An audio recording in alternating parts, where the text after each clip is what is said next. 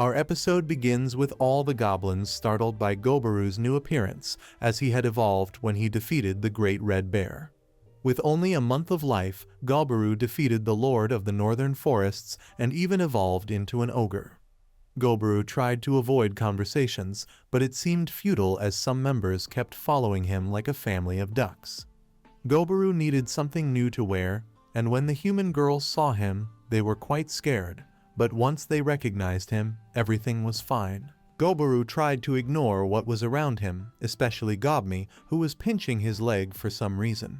Goburu handed an axe to the female blacksmith, and she told him she would take care of it, also mentioning she had crafted a knife with a spirit stone and would like him to take a look later.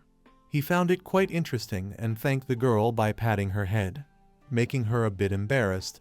Suddenly, he got startled as Gobmi and the redhead were still pinching his leg. Then the blonde twins asked Goburu to find someone to help them because the workload was a bit heavy for just the two of them, so Goburu decided to arrange 3 female goblins from the logistics squad, and they thanked him. Goburu was impressed because despite humans being mortal enemies of goblins, those human girls had quickly adapted, which he found admirable. Next, Goburu said the 2 girls would make great wives, and if by chance they were interested in him. When he said this, they became a little shy, and he thought their smiles, which showed no displeasure, were also beautiful. Gobmi and the redhead were furious, slapping Goburu's head out of jealousy. To Goburu, he doesn't deserve the twins, and then he goes to the alchemist, as she had resumed preparing potions. The alchemist asks what he desired, and Goburu asks about the green liquid she was holding. She replied it was poison. Goburu asks how she intended to use it, and the alchemist responds it was for self-defense. Since she realized there are trustworthy goblins like Goburu, she gave up mixing it in Goburu's food. The alchemist explains it was just a small precaution. The alchemist is quite straightforward with Goburu, as he has developed so much that she doesn't know what to do anymore. Then Goburu lifts the alchemist off the ground, saying it's normal, and she asks him not to carry her anymore. Goburu starts laughing, thinking he likes the embarrassed laughter of the beautiful intellectual that is the alchemist. Suddenly, he feels vibrations at absolute zero, deadly glares coming from Gobmi and the redhead, who are dying of jealousy. In the end, Goburu needed several hours to cheer up the girls again. He ended up mentally exhausted more than physically. On the 36th day, Goburu couldn't participate in the mandatory hand-to-hand combat training at lunchtime. Goburu's normal punch, without much effort, almost killed the normal goblins. Even Gobkichi's armor was almost broken, and Goburu saw no other way but to stop. He heals one of the goblins, apologizing for almost sending him beyond. Gobkichi doesn't feel well. Goburu asks if something happened, and Gobkichi responds that nothing happened and that he would go out to hunt. Goburu finds it suspicious because everything that had happened there to him was nothing. Next, Gobmi and Hubsato went hunting together. Gobmi feels she has a lot in common with Hubsato, and Hubsato agrees. And Gobyu surrendered to his hobby, digging for spirit stones. The redhead devoted herself to training independently. Then Gobyu tells Goburu that despite having his arm devoured by the beast, he was still very skilled. Goburu responds by saying that in the end, one simply gets used to everything, thanks to the slime he had eaten earlier. Goburu asks Gobyu if she thinks everything is okay with Gobkichi. Gobyu believes it will all depend on how much Gobkichi will exert himself from now on. Goburu agrees and asks her to return the book. Gobyu ignores the request and starts reading the book again. Goburu says she's ignoring him and that he hasn't finished reading the book yet. That was one of the most relaxing days Goburu had had in a long time. Then, on the 37th day, Goburu was having lunch peacefully with the others after the end of the morning training when Gobyu arrives desperately with a bloodied carbuncle to Goburu asking for help. Goburu uses his healing ability on her. Gobyu explains that she was digging in the wall when the carbuncle fell. Goburu tells Gobyu that the carbuncle has lost a lot of blood and he will ask the alchemist for a blood-forming reagent. The carbuncle wakes up not knowing where she is and asks who they are, thanking them for treating her even though she is a stranger. She introduces herself as Returner. She explains that she was recently being attacked by humans. Gobaru knew that the precious gemstone on the carbuncle's foreheads is extremely valuable, and some people pay 1 billion gold coins for them. Gobaru, analyzing all that, sensed a big problem coming. She was probably attacked by human adventurers precisely because of the precious gemstone. The carbuncle asks Gobaru to drive the adventurers away because she doesn't have much time left. Gobaru explains that Returner is an artificial carbuncle created by the legendary mage Velvet, and this carbuncle guards the secret treasure left by her master. The core that keeps her alive was severely damaged when she was attacked by humans. The said secret treasure probably has many legendary class items that Velvet accumulated during his lifetime. Returner says that her master hated humans, and before humans steal his treasure, she would prefer to hand it over to Gobaru and his people. Gobaru summons all the goblins to go after the said treasure. He also asks the blacksmith for the item she had mentioned before, which was the spirit stone knife. And then the blacksmith takes it out of the bag and hands it to Gobaru. To Gobaru, walking with that knife would seem much more savage than if he arrived empty-handed. It would serve as a discussion. The redhead becomes a little anxious, but Gobaru already knew what she was thinking. He had no intention of killing those humans. Gobaru's job was solely to drive them out, but if all else fails, he would have to use force. Then the goblins pass through the hole that Gobaru accidentally dug, heading towards Velvet's secret treasure. Gobaru will try to convince the adventurers alone, while Gobkichi and the others are hidden. Then the humans find him and attack Gobaru, but he defends himself. And then Gobaru says that they are inside someone's house, saying that they had invaded and were killing one resident after another, and now they wanted to take the treasure too, also saying that they had no salvation. The human adventurers don't understand how an ogre could speak the human language.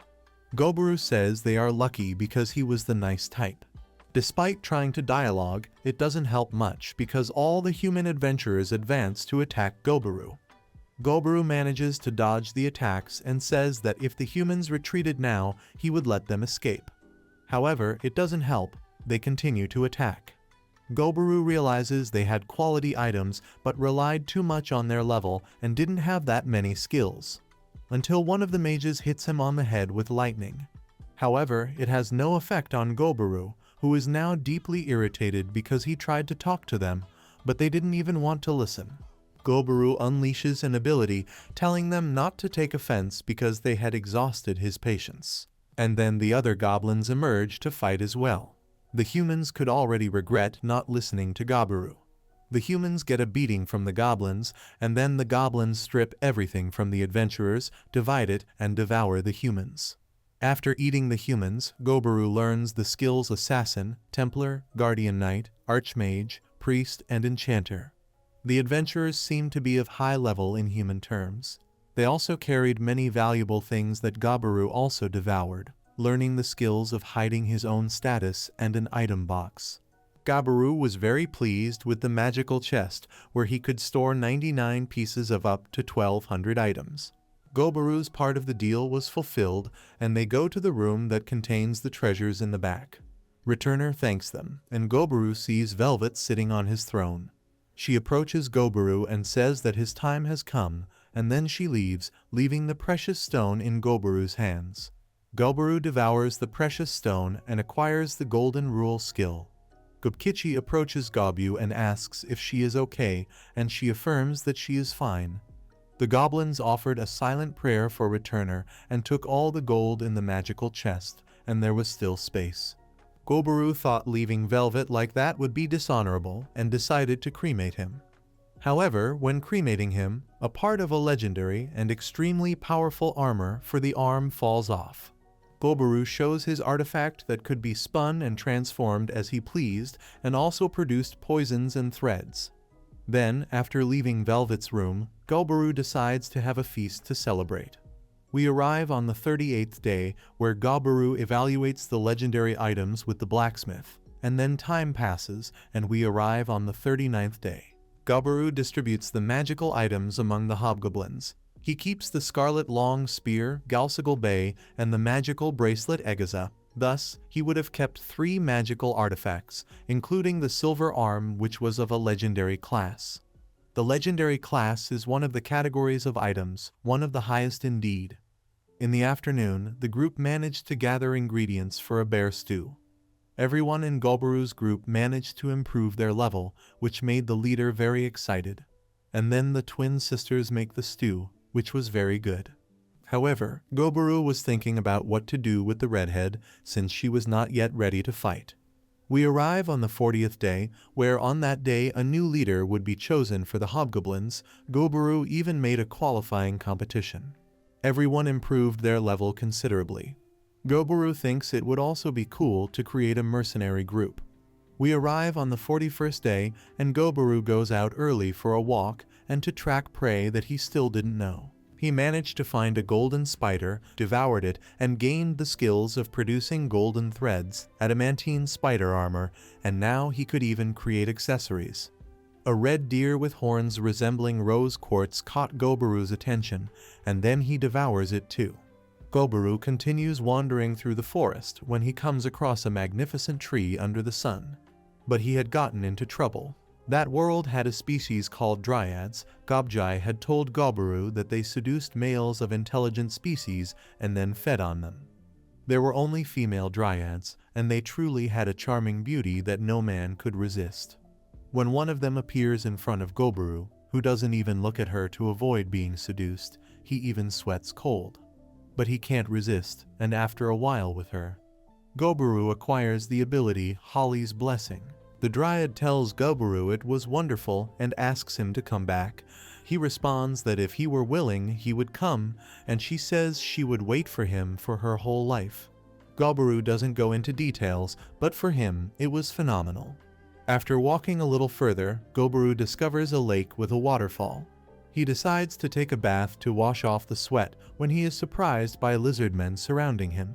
He attacks all of them and learns the aquatic skill and lizardman language. Next, Goburu sees a bull and uses his silver arm to defeat it. We arrive on the 42nd day, where they discovered that 2 goblins had everything to become mages. Goburu transferred them to Hobsei's squad without hesitation. Hobsei is happy to have apprentices, and Goburu gets chills from her smile. Next, Goburu learns the enchantment magic, which is a skill that alters matter. He tries to use it with the blacksmith, but she doesn't like it very much.